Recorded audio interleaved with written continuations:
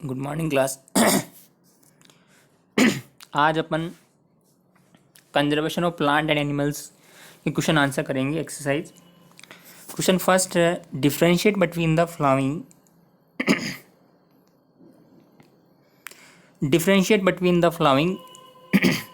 जू and wild life sanctuaries, wild life sanctuary and biosphere reserve. तो first सबसे पहले है difference between the wild life sanctuary and biosphere reserve. तो देखिए दोस्तों, वाइल्ड लाइफ सेंचुरी क्या होती है? Areas which provide protection and suitable living condition to wild animal are known as wild life sanctuaries. Wild biosphere reserve क्या होता है? Large area of protected land for conservation of wildlife, plant and animal resources and traditional life of the tribal living in the area are known as biosphere reserve. Second जो difference है इसका, in this sanctuaries hunting, poaching, grazing etcetera are strictly prohibited. ध्यान दीजिएगा दोस्तों, ये strictly prohibited है। किसमें? Wild life sanctuaries में। Wild biosphere reserve is consist of a many protected area like sanctuaries, national park, lakes and mountains. मतलब इसमें तो सिर्फ ओनली उन क्या है बेटा, हंटिंग, पोचिंग और ग्रेजिंग सब क्या स्ट्रिक्टली प्रोहिबिटेड है। वाइल्ड बायोस्फीयर रिजर्व में क्या है? प्रोटेक्टेड एरिया ये भी है, बट ये सेंचुरीज, इसमें नेशनल पार्क भी आते हैं, लेक्स भी आती है, माउंटेन्स भी आते हैं। नेक्स्ट देखिए, ऑल इंडिया में 543 वाइल्ड लाइफ सेंचुरीज है। वाइल्ड बायोस्फीयर रिजर्व कितने हैं? 18। तो ये डिफरेंस इनमें है। नेक्स्ट डिफरेंस है the difference between zoo and wild life sanctuaries. Zoo आप जानते हो, areas where collection of animals are keeped for public display and conservation etcetera. Wild life sanctuaries क्या होती है? Areas which provide protection and suitable living condition to wild animals are known as wild life sanctuaries. ठीक है। Next देखिए, जू में क्या होता है? In zoo wild animals are usually keeped under artificial habit. ये इंपॉर्टेंट चीज़ है। जू में क्या होता है? वाइल्ड एनिमल्स किस पोजीशन में रखे जाते हैं? आर्टिफिशियल हैबिटेट में। वाइल्ड सेंचुरीज में wild animals are usually keeped under natural habitat. तो जू में तो कैसा एनिमल्स, वाइल्ड एनिमल्स को किस तरह रखा जाता है? आर्टिफिशियल हैबिट में। जबकि वाइल्ड लाइफ सेंचुरी में कैसे रखा जाता है? नेचुरल हैबिट्स में। नेक्स्ट देखिए, difference between endangered and extinct species. Endangered species का मतलब दोस्तों क्या है? Animals whose number are diminishing to a level that they might face extinction are known as endangered animals।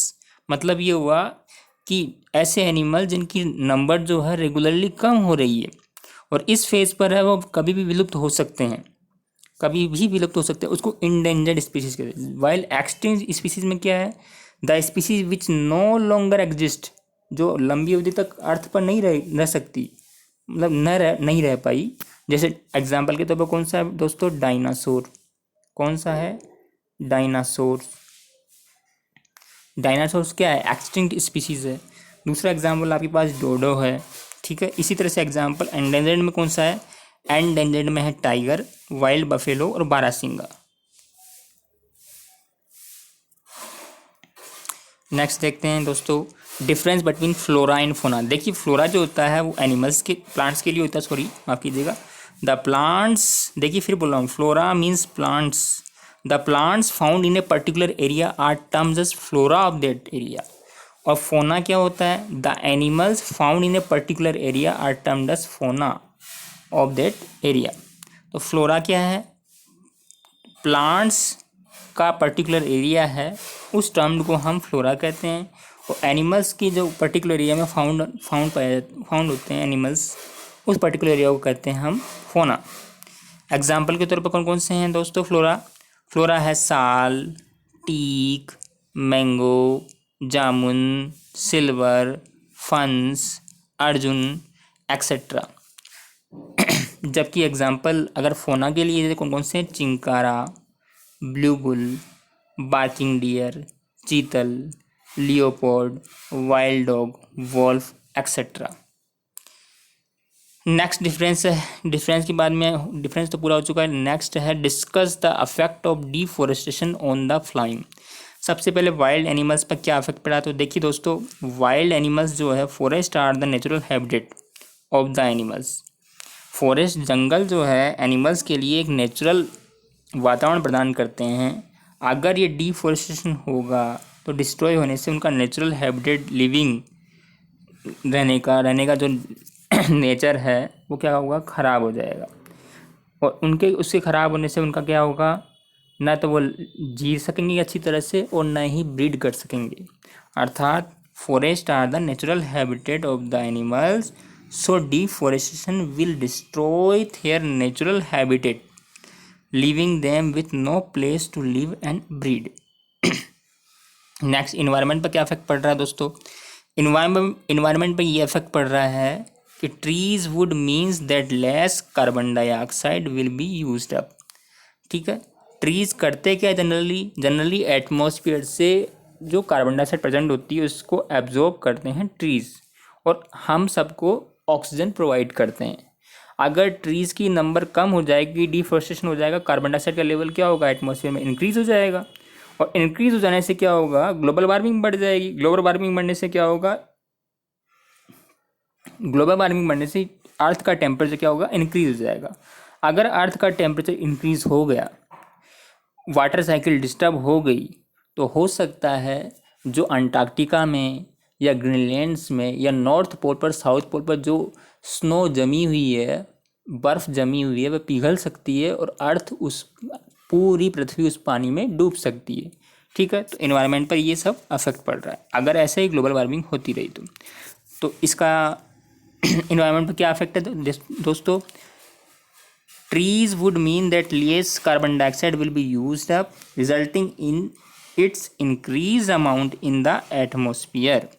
This will lead to global warming as carbon dioxide trap the heat rays reflected by the earth.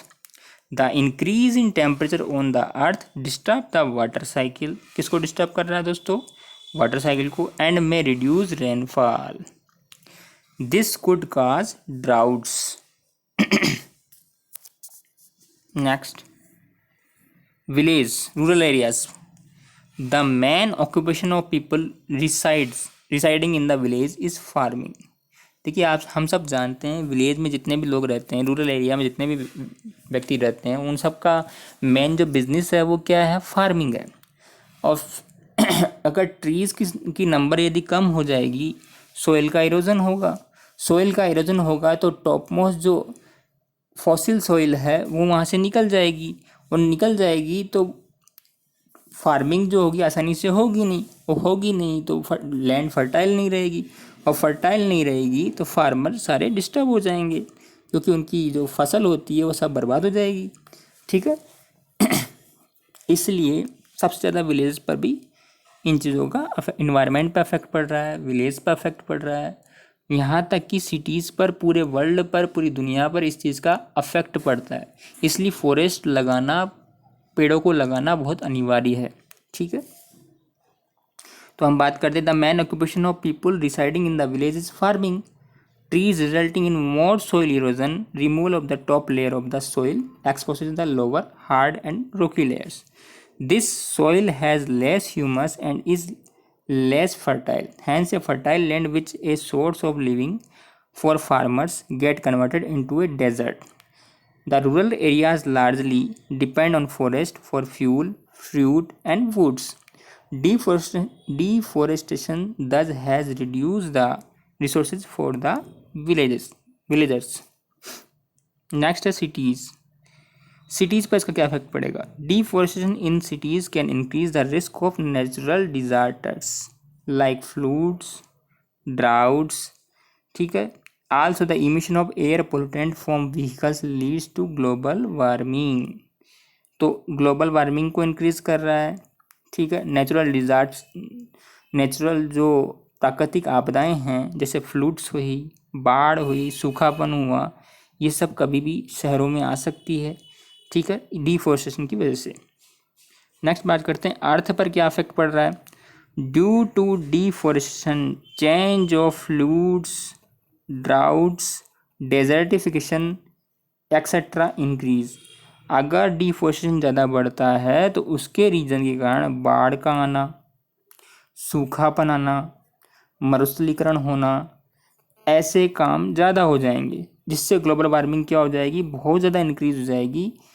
ठीक है, global warming due to deforestation is responsible for the increase in the temperature of the earth, जिससे earth का temperature disturb हो जाएगा और water cycle क्या हो जाएगी, डिस्टर्ब हो सकती है। अगर वाटर साइकिल डिस्टर्ब